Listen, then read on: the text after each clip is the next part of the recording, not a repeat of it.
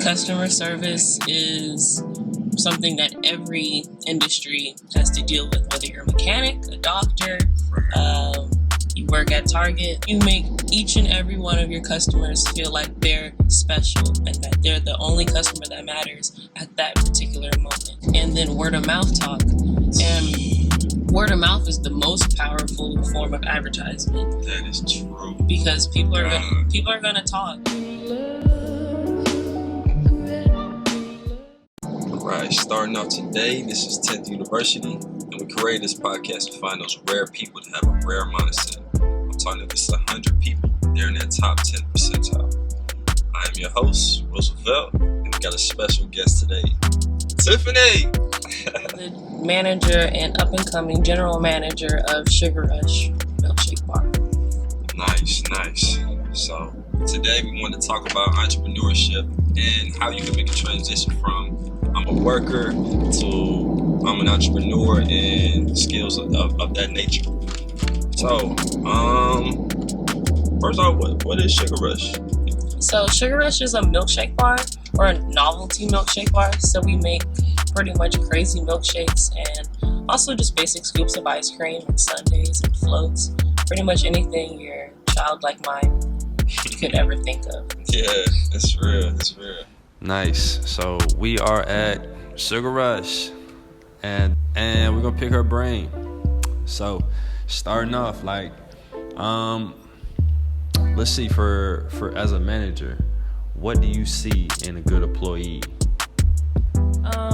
As a manager, the best employees ask questions, because when you ask questions, you're open to learning and you're just trying to see what you can do to do better. And also, a good employee looks around and observes other employees and sees what they do and then picks up on that quicker than just me telling them what to do.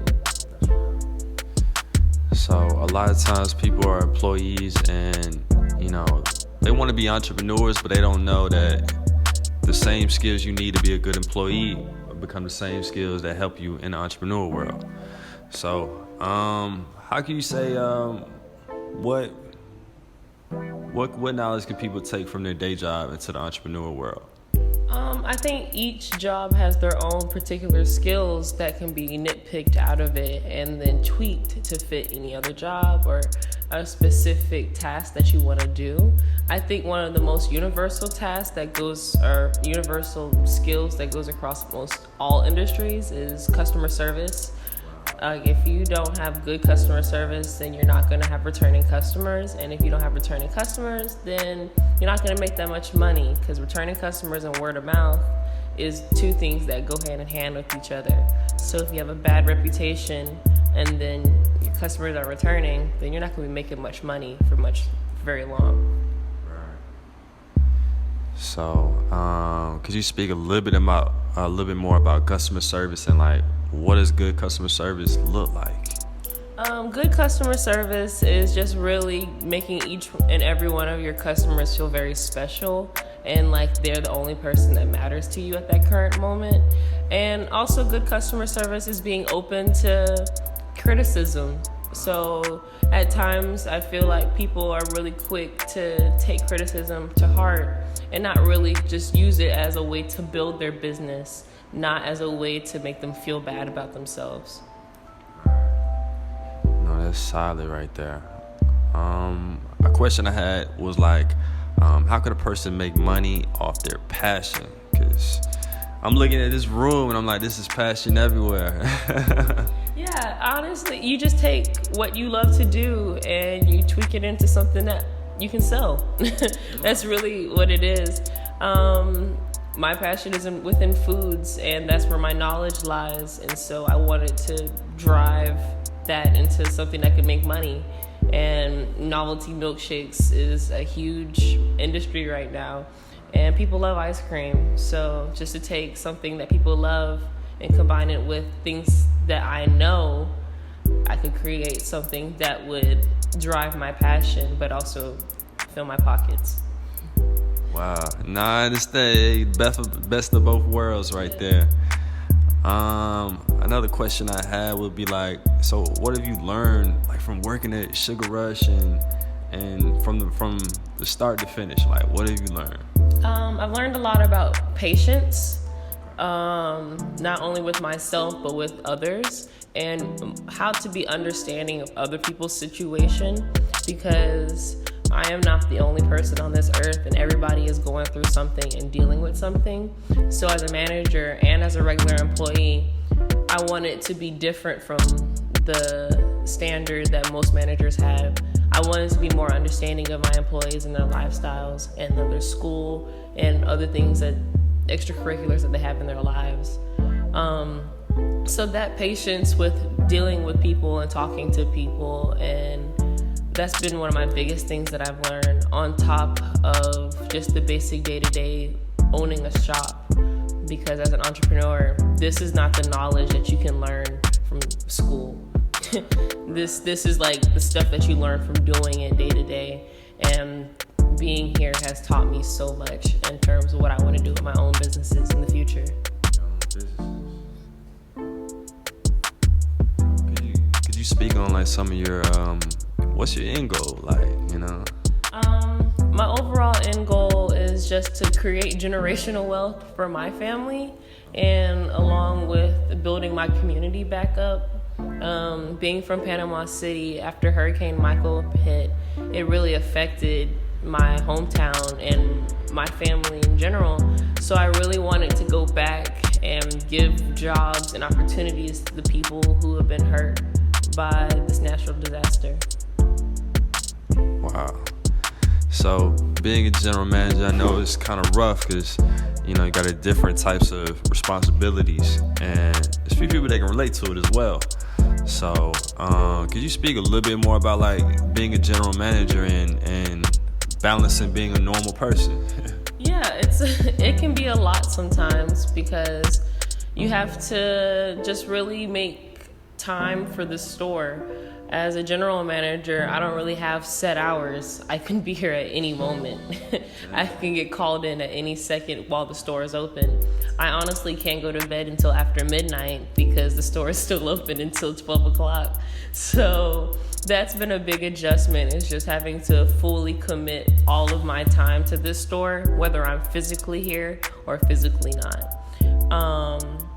So that's been a lot to kind of balance, but really what I've just done is just set days, and I make specific days for specific things. Like on this day, on Sundays, I rest. No work. Y'all can call me, I might do something from home, but I'm not coming into the store unless I really have to. Because I have to set those boundaries so that I'm not overworking myself, but I'm also making sure that the store is getting everything that it needs in a timely manner. And one thing that I've had to come to terms with is that we're not going to run at 100% every day. We might be out of something for one day, but being out of it for one day is not going to be the end of the world, and it's not going to burn the store down, and I can get it on another day and everything will be fine. And I had to kind of teach myself that. Okay, this is one of the things that we talked about, and it blew my mind away. I'm looking at the menu, and out of all of them, you said about 13 of them is your creations. Mm-hmm. And you rarely see that type of hard work when it wasn't, you know, your idea to build this whole thing. Like what keeps you moving? Like, yo, I'm working, I'm grinding, and I'm in school, and I'm African American. Mm-hmm. Like, what keeps you going? Well, when I first started here, it was just like the motivation from the customers, because I saw that they were creating items that weren't on the menu, and I saw what they wanted, so I wanted to give the customers what they wanted. I think a big motivation for me is just trying to make people happy and give them what they want in life, because these little creations that we make, they might not be a big deal to me, but to a small child, this could be their whole world to them.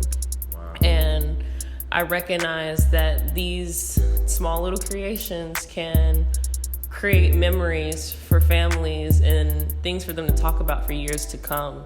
And that motivates me. That little moment of the wow factor of bringing it out here, when it comes out and their eyes light up and it's just like, oh my gosh, wow. And that keeps me going every day. Man, Tiffany, are y'all hiring? We are hiring. Y'all are? We are hiring. Check out our Instagram at Sugar Rush Bar. What? Yeah.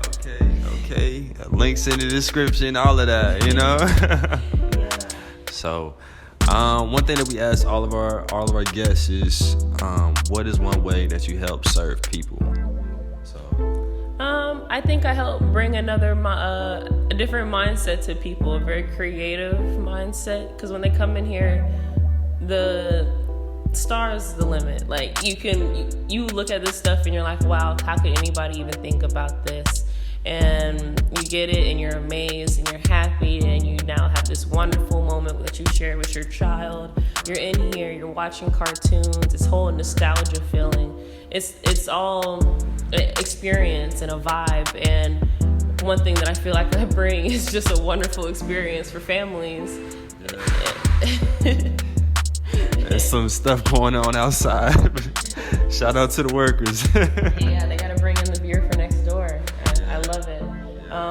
But yeah, just being able to create experience for customers and everybody, just having a wonderful time and memories. Okay. Last question.